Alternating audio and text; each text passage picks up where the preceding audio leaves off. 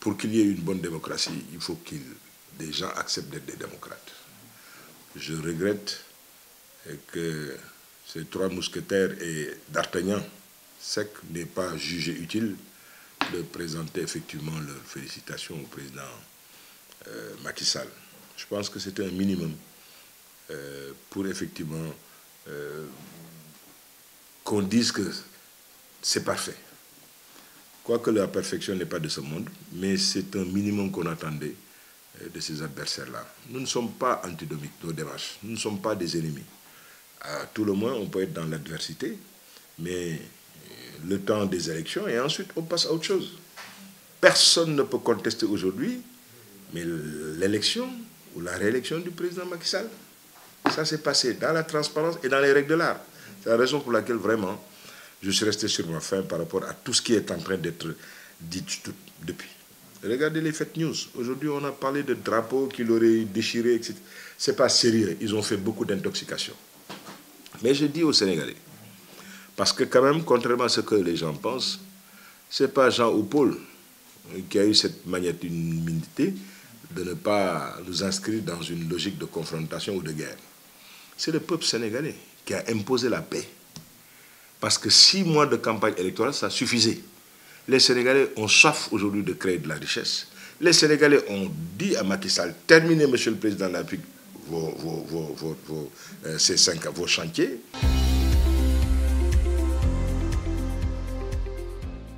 Bon, moi, c'est malheureux. Il parle de contestation. Mais une contestation n'est crédible que quand vous avez cette possibilité de faire un recours auprès du Conseil constitutionnel, le juge de ces élections. Pour le cas d'espèce, tout le monde a entendu cette opposition-là dire qu'elle n'irait pas au niveau du Conseil constitutionnel. Donc, l'autorité de la chose jugée, je pense que donc, il n'y a pas de contestation. Si tant est effectivement qu'il y a contestation, on amène ses preuves et on dit qu'il y a tel ou tel autre. Mais prendre ces radios pour dire qu'il y a eu fraude. Mais quelle fraude?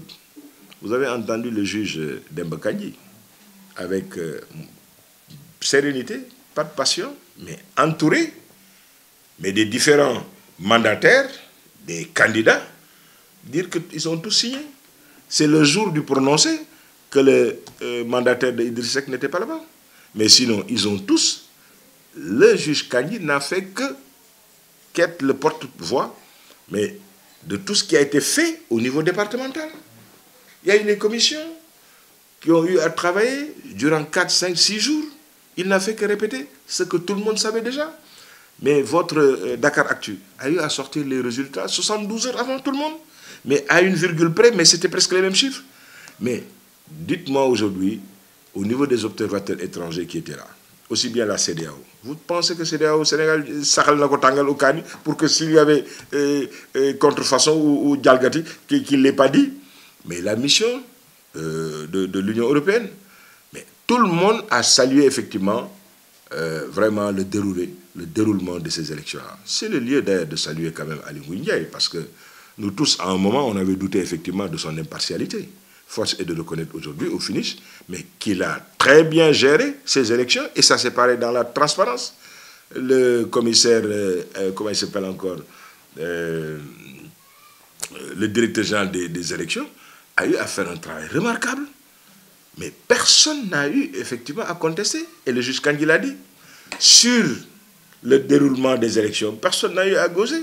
C'est sur la forme qu'ils ont eu à dire effectivement qu'ils restaient sur leur fin sur un certain nombre de choses. Il a demandé à ce que ce soit consigné et il le répercutera au niveau du Conseil constitutionnel.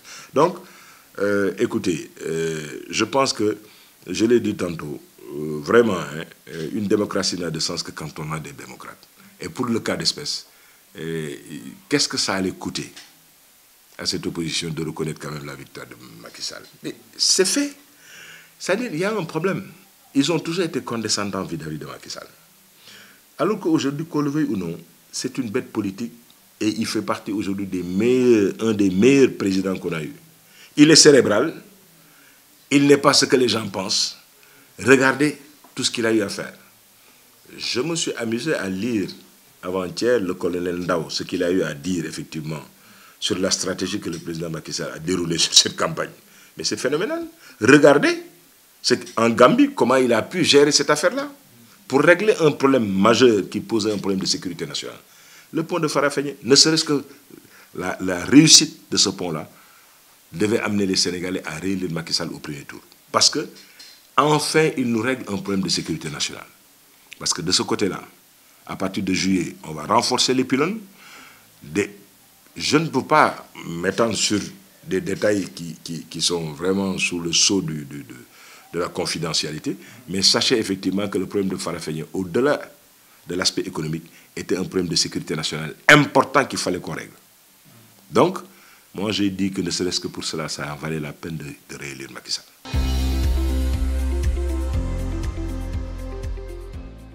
Tout le monde est d'accord aujourd'hui que le président Macky Sall a eu effectivement, sur son background, son vécu personnel. Parce qu'il y a eu certes des gens qui ont contribué à sa victoire, moi comme d'autres personnes. Mais en toute bonne foi, il faut qu'on ait le profil modeste pour reconnaître quand même que c'est d'abord, lui et avant tout, son background, son vécu personnel qui lui a permis effectivement d'engranger tout cela. Mais ce n'était pas évident sur Dakar. Regardez comment il a retourné la situation. De 37, il passe à plus de 47. Mais ça, c'est lui. Mais ensuite, les Sénégalais ont voté par raison. C'est-à-dire, c'est cette jeunesse-là qui est effectivement toujours émotive. Parce que, regardez aujourd'hui, il y a eu un candidat populiste, très populiste, qui a eu 15%. Ce n'est pas un programme ficelé et qu'il a pu... ce n'est pas à la suite d'un programme ficelé qu'il a eu effectivement engrangé tout cela. Il a tiré à boulet rouge sur une gouvernance dont il faisait partie. Le populisme nous amène dans des limites et dans des logiques qui ne sont pas souhaitables et souhaitées dans ce pays. J'espère que la raison va triompher pour qu'il y ait une alternance générationnelle, mais avec des gens moins populistes. Quand, à 10 jours avant les élections, vous vous permettez de dire que vous êtes en mission. En mission par rapport à quoi? Moi, je pensais que le 24 février, c'est les Sénégalais qui devaient donner à quelqu'un un mandat ou une mission. Mais 10 jours avant que vous osiez dire devant les Sénégalais que vous êtes en mission par rapport à quoi? Qui est derrière vous? Cela me pose un problème. Quand vous titillez nos relations avec la Mauritanie, ça me pose un problème. La Mauritanie est des voisins. Nous devons avoir des relations de bon voisinage avec la Mauritanie. Une guerre, quelle qu'elle puisse être, n'est pas bonne. Et derrière, après une guerre, il faut toujours discuter. Mais si on a la possibilité d'avoir des plages de convergence pour qu'on puisse trouver, parce qu'on a donné un contenu économique à nos relations, on dépasse et on n'a plus ces velléités.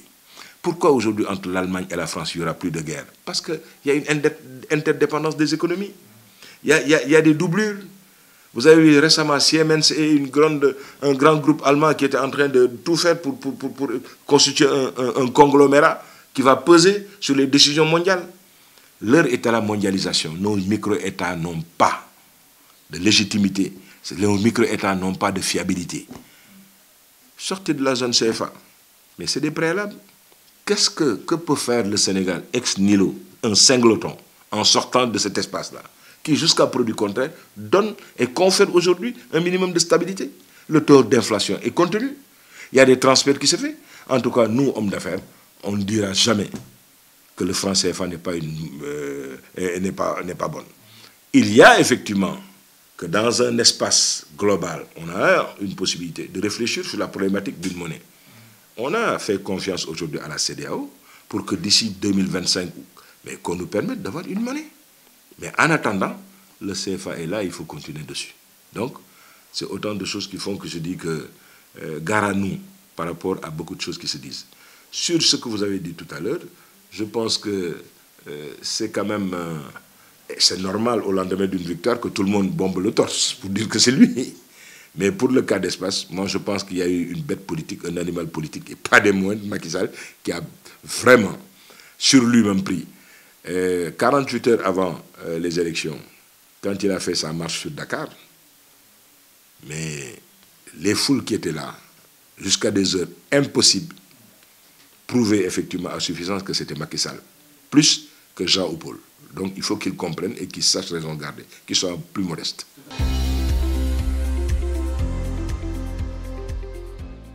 D'abord une stabilité, et je pense que quand même le Sénégal nous appartient de tous, je pense que le président Macky Sall a besoin de rentrer dans l'histoire et par la grande porte. Donc le respect de la parole donnée, je pense que ça c'est important. Pour son premier mandat, il avait parlé de 500 000 emplois. Aujourd'hui, il a parlé d'1 million d'emplois. Donc ça veut dire qu'il prend à cœur cette préoccupation emploi, qui passe d'abord, de mon point de vue, par la formation qualifiante des jeunes, mais qui va s'adosser sur des projets fiables et viables. Quand on nous dit qu'il y a une ambition sur Diourbel de monter un parc industriel, mais j'y crois, ce parc-là va déboucher sur énormément de choses. Rendez-vous compte aujourd'hui qu'il y a des jeunes qui n'ont pas fait d'études françaises, mais qui savent aujourd'hui décortiquer un portable et qui font des choses extraordinaires. Si nous avons la possibilité de signer des conventions avec Samsung, Huawei et autres, mais cela nous permettra de pouvoir engranger des choses pas croyables pour nous permettre effectivement de donner un contenu économique à nos jeunes, une richesse par rapport à nos jeunes parce que ça va déboucher sur une formation qualifiante. Aujourd'hui, dans les secteurs où nous sommes, électrotechnique, automaticien, mais quand on est brillant, on ne chôme pas. Ça veut dire que donc la formation elle est importante. Qui est chômeur, Ardo? Le chômeur, c'est celui qui a une qualification mais qui ne trouve pas sur le marché du travail un travail. Mais sinon, on a plus de demandeurs d'emploi au Sénégal que de chômeurs. Donc, cette tendance-là, pour l'inverser, il faut qu'on mette l'accent sur la formation qualifiante. De ce point de vue, rien n'est à négliger. L'ADER, excellent outil. Beaucoup de gens pensaient que c'était politique. Aujourd'hui, regardez les insulteurs en chef là. Ils en ont bénéficié, des 15 millions, etc. Mais à propos, mais eux, ils font que contempler le monde et insulter les gens. Mais au-delà de cette contemplation, il y en a marre. Ensuite, qu'est-ce qu'ils proposent aux Sénégalais? Il faut qu'on en parle. Il faut trouver autre chose.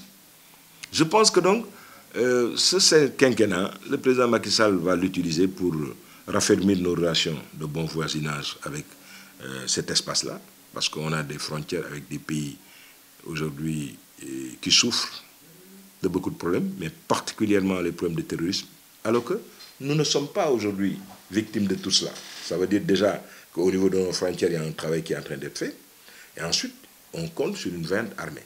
Mais ensuite et surtout, les confréries au Sénégal nous permettent de ne pas être victimes de ce terrorisme plat. Pour autant qu'on ait toujours cette vigilance-là. Parce que moi, je fais partie des gens qui pensent que le salafisme n'a pas sa raison d'être au Sénégal.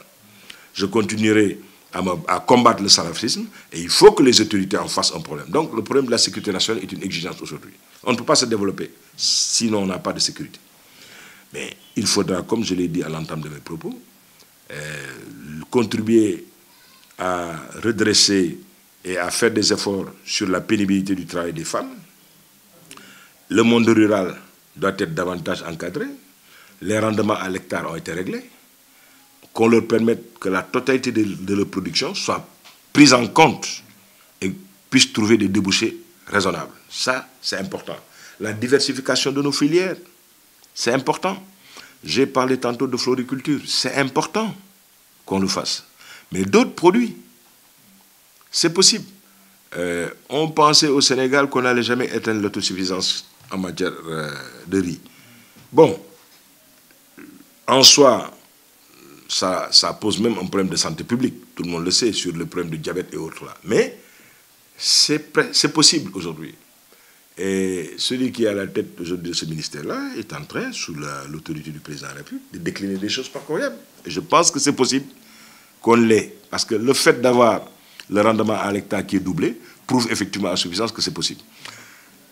Sur le plan, les chantiers immatériels, des passionnés, dialoguer, discuter avec l'opposition, c'est important.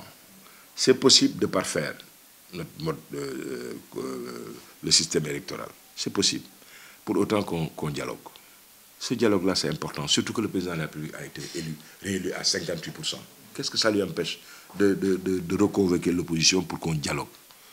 Ce n'est jamais perdu pour un président de la République qui est dans son rôle, effectivement, de demander effectivement qu'il y ait un dialogue. Donc, c'est important qu'il dialogue. Mais la libération de Khalifa Sall, le fait de dépassionner un peu, parce qu'on est dans des logiques tranchées qui nous ont même amené à dire que oui, les votes sont d'ordre ethnique, religieux, etc. Mais c'est très grave.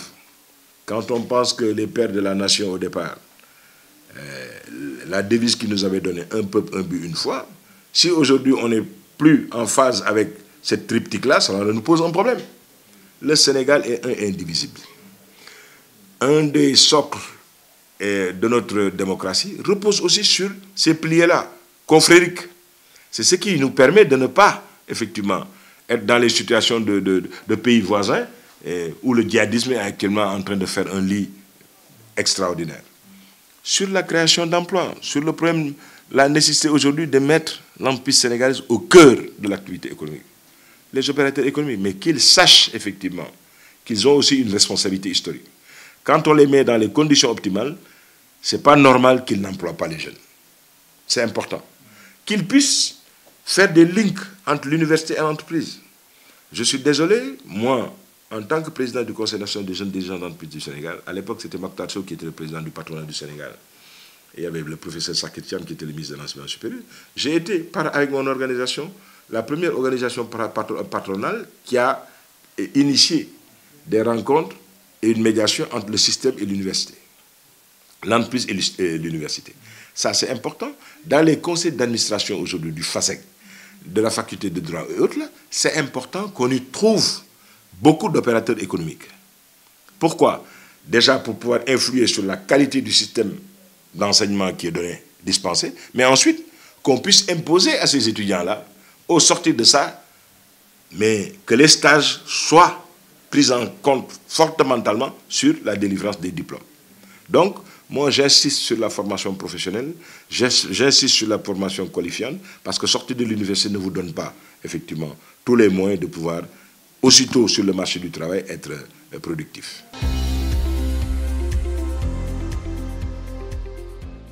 Ben, certainement, nous sommes ses alliés, en tout cas, autant que faire ce...